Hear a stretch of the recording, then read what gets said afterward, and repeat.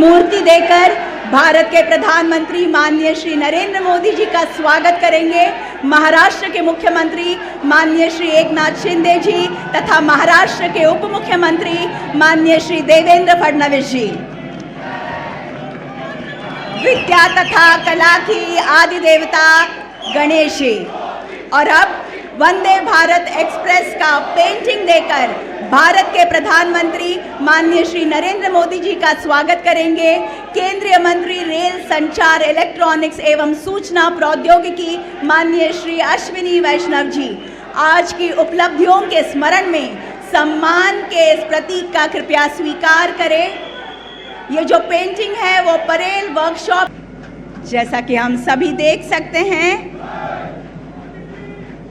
साईनगर शिरडी जाने वाली छत्रपति शिवाजी महाराज टर्मिनस मुंबई से लेकर साईनगर शिरडी के बीच चलने वाली देश की 10वीं वंदे भारत एक्सप्रेस का शुभारंभ हो चुका है। मुंबई से शिरडी पहुंचकर साईं बाबा के दर्शन लेकर उसी दिन वापसी की ये सुविधाजनक यात्रा। विशेषता ये है कि घाट सेक्शन में इस गाड़ी को एक्स्ट्रा इंजन लगाने की बिल्कुल ही ज़रूरत नहीं है। प्रगति की जीवन रेखा, विरासत के साथ विकास, ये कहना निश्चित ही उचित होगा।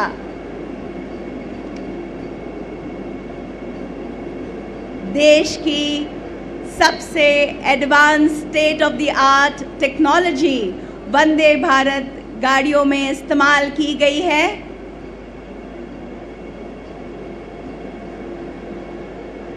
अत्यंत आरामदायी ऐसी ये यात्रा होगी, इसके बारे में पूर्ण रूप से हम आश्वासित हैं। और सबसे अनोखी बात तो ये है कि आज तक जो 8 वंदे भारत गाड़ियां भारत में चल रही थी, वे एक राज्य से शुरू होकर दूसरे राज्य जाती थी, पर आज ये 2 ट्रेन्स जो मुंबई से चली हैं, वे महाराष्ट्र के एक शहर से शुरू होकर महाराष्ट्र के ही दूसरे शहर में पहुंचेगी और वहां से वापस आएगी। ये बहुत ही अनोखा पल है, महाराष्ट्र के लिए बड़ी सौगात है। बहुत बहुत धन्यवाद।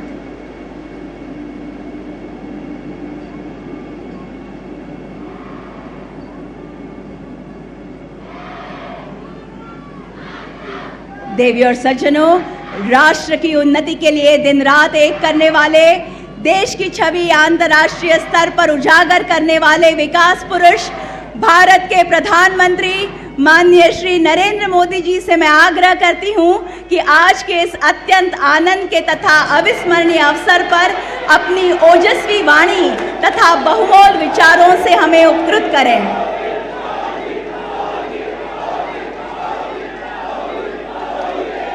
भारत माता की, भारत माता की, भारत माता की। रेल्वेच्या क्षेत्रात मोठी क्रांती होते। देशाला आज 9वी आणि 10वी वंदे भारत ट्रेन समर्पित करताना मला अत्यंत आनंद होतो आहे। महाराष्ट्र के मुख्यमंत्री श्रीमान एकनाथ जी, उप मुख्यमंत्री देवेंद्र जी, मंत्रिमंडल के मेरे साथीगण, महाराष्ट्र के मंत्रीगण, सभी सांसदगण, विधायकगण, अन्य सभी महानुभाव, भाइयों और बहनों, आज का दिन भारतीय रेल के लिए, विशेष रूप से मुंबई और महाराष्ट्र की आधुनिक कनेक्टिविटी के लिए बहुत बड़ा है। आज पहली बार एक साथ 2 वंदे भारत ट्रेनें शुरू हुई है। ये वंदे भारत ट्रेनें मुंबई और पुणे जैसे देश के आर्थिक सेंटर्स को हमारे आस्था के बड़े केंद्रों से जोड़ेंगी। इससे कॉलेज आने जाने वाले, ऑफिस और बिजनेस के लिए आने जाने वाले, किसानों और श्रद्धालुओं सभी को सुविधा होगी। ये महाराष्ट्र में पर्यटन और तीर्थ यात्रा को बहुत अधिक बढ़ावा देने वाली है। शिरडी में साईं बाबा का दर्शन करना हो, नासिक स्थित रामकुंड जाना हो, त्र्यंबकेश्वर और पंचवटी क्षेत्र का दर्शन करना हो, नई वंदे भारत ट्रेन, ये सब बहुत आसान होने वाला है। इसी प्रकार मुंबई सोलापुर वंदे भारत ट्रेन से पंढरपुर के विठ्ठल रखुमाई, सोलापुर के सिद्धेश्वर मंदिर, अक्कलकोट के स्वामी समर्थ या फिर आई तुलजा भवानी के दर्शन अब सबके लिए और सुलभ हो जाएंगे। और मुझे पता है कि जब वंदे भारत ट्रेन सह्याद्री घाट से गुजरे थी तो लोगों को प्राकृतिक सुंदरता का कितना दिव्य अनुभव होने वाला है। मैं मुंबई और महाराष्ट्र के लोगों को इन नई वंदे भारत ट्रेनों के लिए बहुत बहुत बधाई देता हूं। साथियों, वंदे भारत ट्रेन आज के आधुनिक होते हुए भारत की बहुत ही शानदार तस्वीर है। ये भारत की स्पीड, भारत के स्केल दोनों का प्रतिबिंब है। आप देख रहे हैं कि कितनी तेजी से देश वंदे भारत ट्रेन लॉन्च कर रहा है। अभी तक 10 ऐसी ट्रेनें देश भर में चलनी शुरू हो चुकी है। आज देश के 17 राज्यों के 108 जिले वंदे भारत एक्सप्रेस से कनेक्ट हो चुके हैं।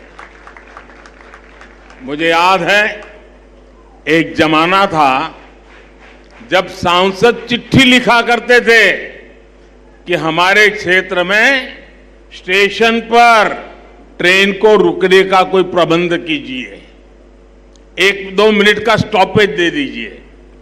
अब देश भर के सांसद जब भी मिलते हैं तो यही दबाव डालते, यही मांग करते हैं कि हमारे यहां भी वंदे भारत ट्रेन चला दीजिए।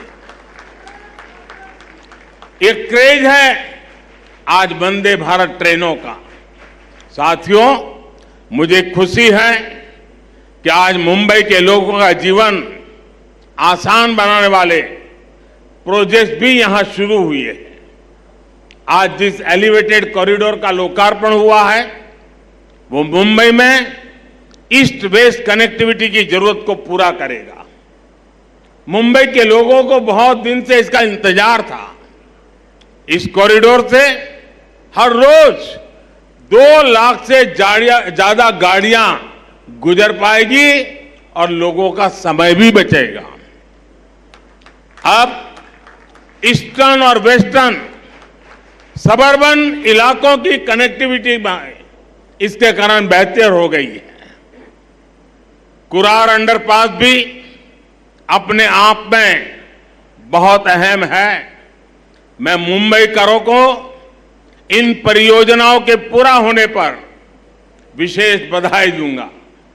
साथियों, 21वीं सदी के भारत को बहुत तेजी से अपने पब्लिक ट्रांसपोर्ट सिस्टम को सुधारना ही होगा।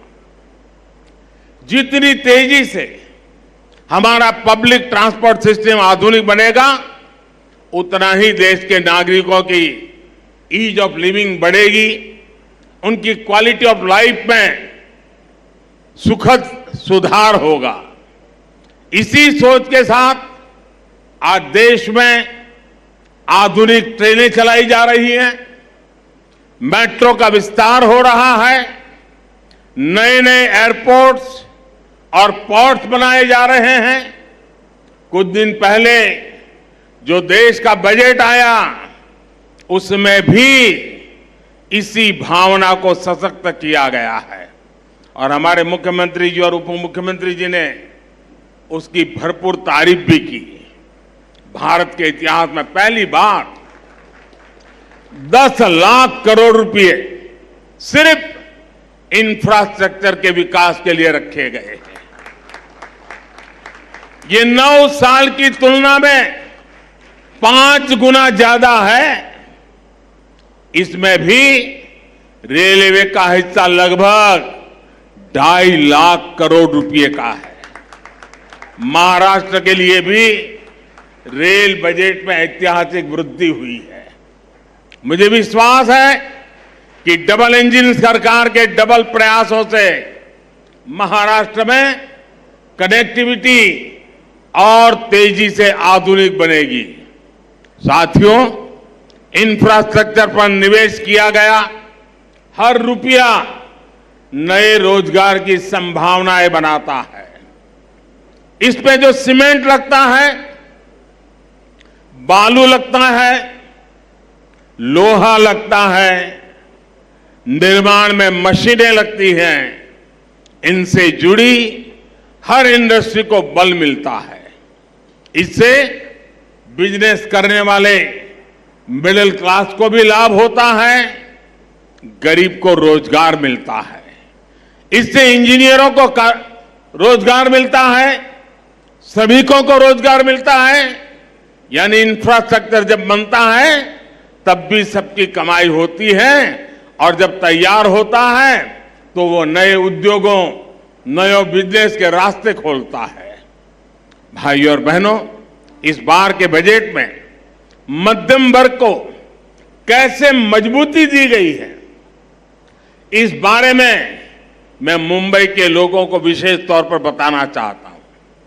चाहे सैलरीड क्लास हो या व्यापार कारोबार से कमाने वाला मध्यम वर्ग, दोनों को इस बजट ने खुश किया है।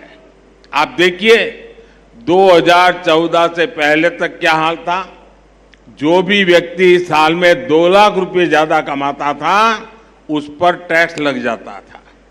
भाजपा सरकार ने पहले 5 लाख रुपए तक की कमाई पर टैक्स में छूट दी और इस बजट में इसे 7 लाख रुपए तक पहुंचा दिया। आज जिस कमाई पर मिडिल क्लास परिवार का टैक्स 0 है, उस पर यूपीए सरकार 20% टैक्स लेती थी। अब ये युवा साथी जिनकी नई नई नौकरी लगी है, जिनकी मासिक आय 60-65 हजार रुपए तक की है, वे अब ज्यादा निवेश कर पाएंगे। गरीब और मध्यम वर्ग के हित में काम करने वाली सरकार ऐसे ही निर्णय लेती है। साथियों, मुझे पूरा विश्वास है कि सबका विकास से सबका प्रयास की भावना को सशक्त करने वाला ये बजट हर परिवार को ताकत देगा, हम सभी को विकसित भारत के निर्माण के लिए अधिक प्रोत्साहित करेगा। फिर एक बार मुंबई सहित पूरे महाराष्ट्र को बजट और नई ट्रेनों के लिए बहुत बहुत बधाई देता हूं, बहुत बहुत शुभकामनाएं देता हूं। आप सबका धन्यवाद। माननीय प्रधानमंत्री महोदय जी, आपका संबोधन सौगात के रूप में बरकरार रहेगा। मैं दिल की गहराइयों से आपके प्रति आभार ज्ञापित करती हूँ। बहुत बहुत धन्यवाद।